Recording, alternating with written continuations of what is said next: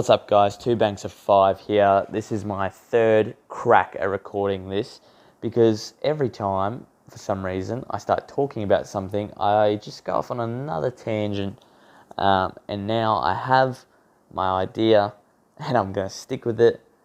So basically, this video is my way to reduce fixture congestion on the top clubs. I've thought about this long and hard. I've done this video twice already, and I always find myself going back to one idea.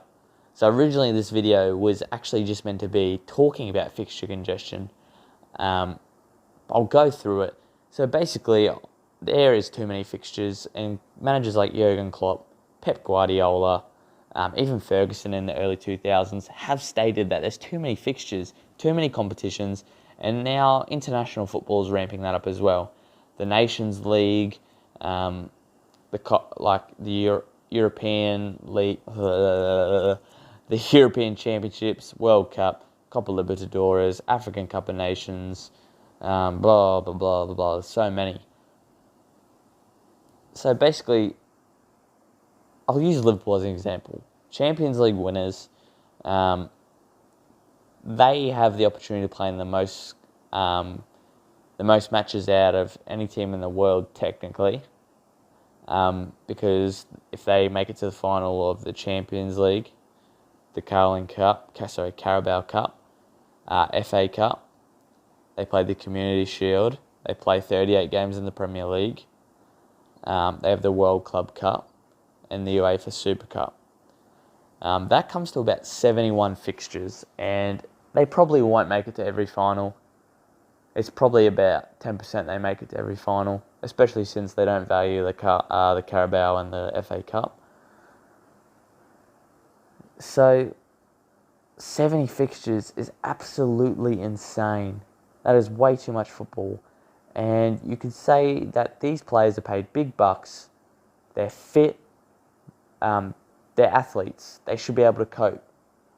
On top of that, you add travel, the stress of travel, the irregular sleep patterns from travelling, different time zones, lack of family time. And I know a lot of you will be going, they're athletes, they wanted this is what they're paid to do. It's a job, let's be honest. It's a job. A lot of them love football. Gareth Bale's the best example. He was good at it, he played it, and now it's a burden to his life because it is a job. And people can become sick of it. And the amount of fixtures and travel that comes with it now probably would frustrate a lot of players. And obviously they're internally driven to win trophies and to be successful. But like anything, you just can become fatigued. And I would say that injuries such as muscle strains, pulls, maybe overuse joint injuries would be a lot higher now than what they ever were, really. And that's just an assumption. I haven't made any research on that. The only way I can sort of say that is because there was a lot less football in the 70s around then. And from hearing the likes of former Liverpool stars, especially, they only had 14 in a squad, really. And I'm sure if they only had 14 in a squad, there'd be a lot of issues in terms of fitness. But there wasn't, and we have better science now.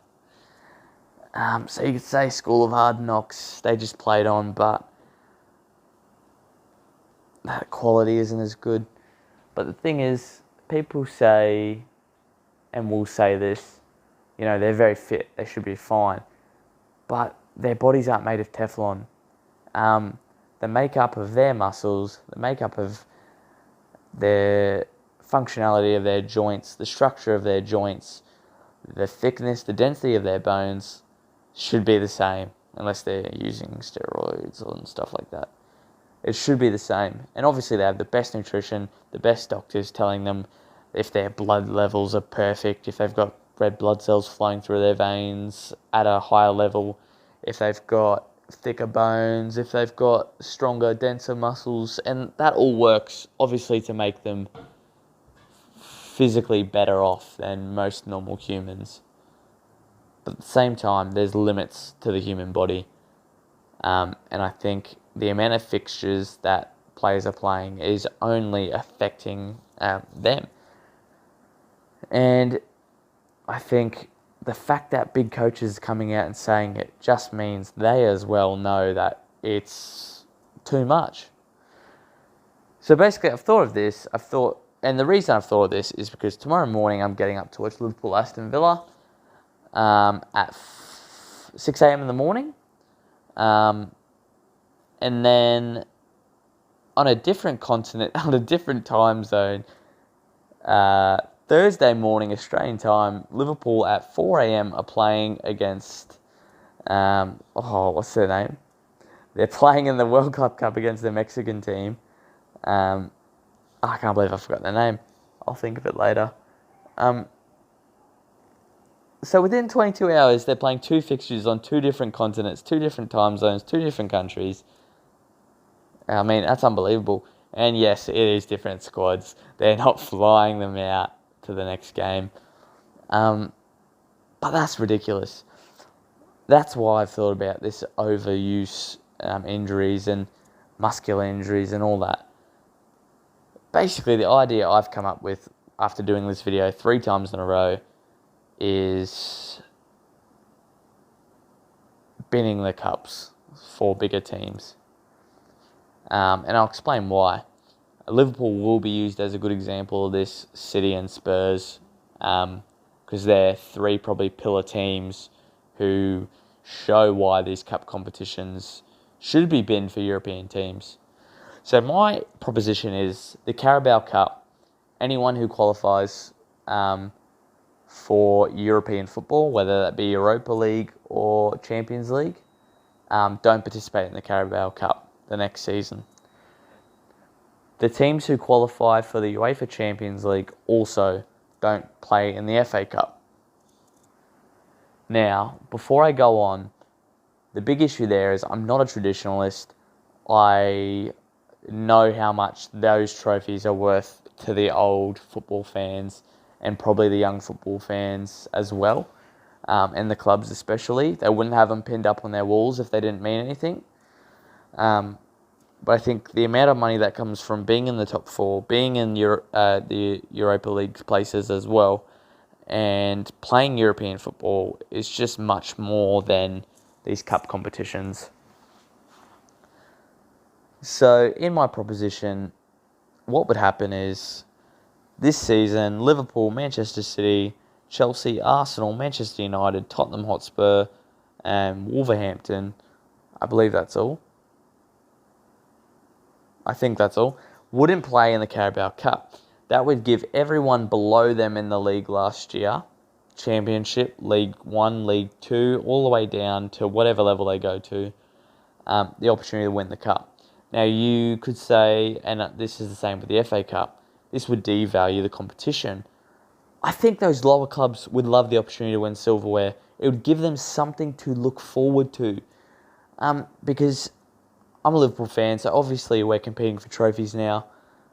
But I have one friend who follows Southampton, and teams like Crystal Palace, Everton, blah, blah, blah, blah. The realism for them every season is try and reach the Europa League or finish mid-table. I mean, what is there to be excited about? Give them the opportunities to win these cups. Give them something to fight for.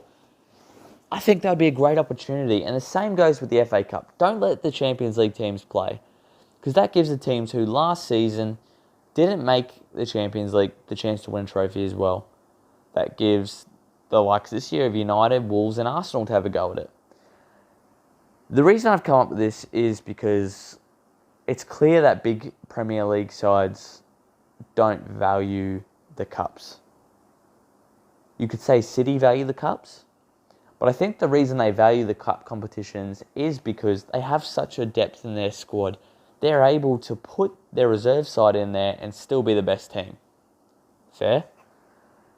Now, you might say, well, a team like Spurs, if they couldn't play in the FA Cup and the Carling Cup, they have no real chance at a trophy, do they? The caveat to that is Spurs haven't even made it a final for these competitions in the last 2 years. At all. You'd think a team wanting to win a trophy would try and compete and at least make a final.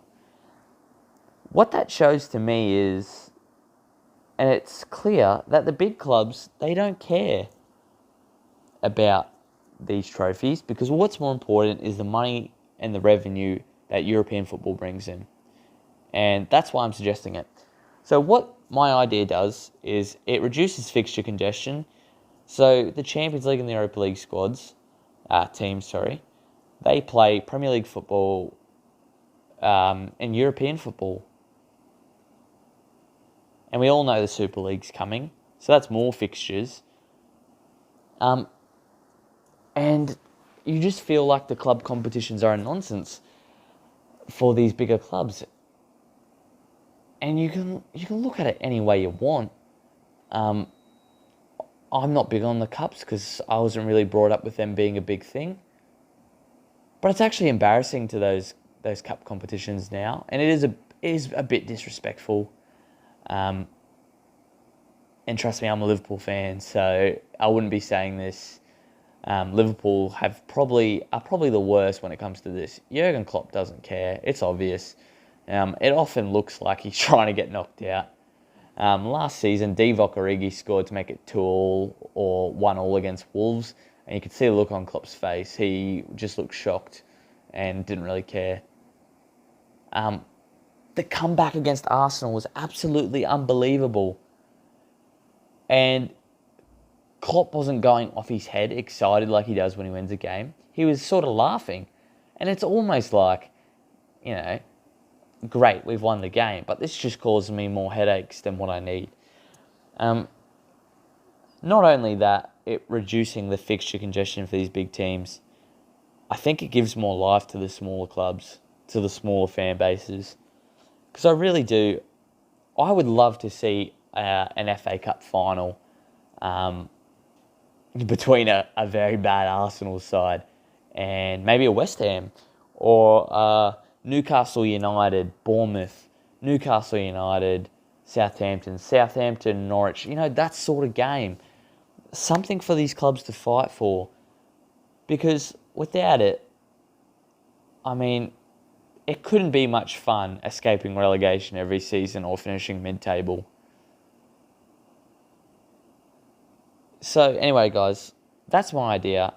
Obviously, it took me 3 goes because I wanted to find a solution for fixture congestion and to cope with the money, because it's clear these small teams can't compete at any level at the moment, especially in these cup competitions.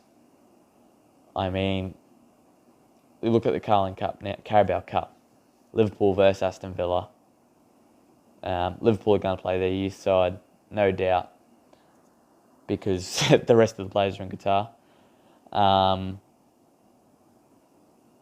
Leicester are playing Everton, a big side and a decent side. And then United and City have Colchester and Oxford, who, got an easy draw on the way through. I can't remember who they had. Don't go off at me, please. So yeah, I definitely think that it's time to take these big clubs out of, especially the Carabao Cup, and give the smaller clubs a chance, something to fight for, something to earn money and to help the club. And it will help the bigger clubs reduce fixture congestion. International football needs to be looked at as well. I'm not even going to get into that very much. But as a whole, starting from the ground, the FA need to sort something out big time because they're the worst. No winter break like the other big nations. Then UEFA needs to look at it with the Champions League and the proposal of the Super League. And then on top of that, international FIFA have to consider the amount of fixtures they're piling in. And I think altogether they can work out a way to keep. This will be dramatic, but keep football from dying, the heart of football. This video, again, has gone a bit off topic. But the primary issue here is fixture congestions for the big teams. At the same time, they have too much money, which is killing football for the small teams. And I think you can work a way in that to create competition small teams can compete for, to build their bases up and to compete, to breed winning mentality in these clubs. Because I don't want to be sitting here in 20 years with my mega successful podcast talking about how Liverpool, United, City, Chelsea, Spurs, Arsenal are still winning the league. In between that, I want at least 3 times going, wow, Leicester cracked it. Not this year. Liverpool this year, please. Leicester cracked it. Newcastle had a brilliant season. Southampton's youth projects came through and had an absolutely unbelievable season. I would love to see that because we're very close to going down the path of PSG, Bayern Munich, Juventus, where 8 years in a row they're winning titles, which is just it's unacceptable to me, and it's quite boring. Anyway, guys, I'll leave it at that. I've rambled on again. I've tried to keep it clear and concise. Please remember to like, subscribe, hit the notification bell. Check out my Instagram page at 2_banks_of_5. New content daily. I'm using that Instagram profile to try and attract you guys here to the pod. I want feedback. I want to know what you guys want to see. I love talking about football. I have time in my day to do this stuff. And I'm a studying uni student who has a job and works 30 hours a week. We all have time to achieve our dreams. And at the end of the day, we all want to do something we love. And I love football. I love talking about it. And I just want to see what you guys think. And give me some feedback. So anyway, guys, I'll leave it at that. And hopefully I'll be back tomorrow with a podcast on Liverpool youngsters embarrassing Aston Villa. Ta-da.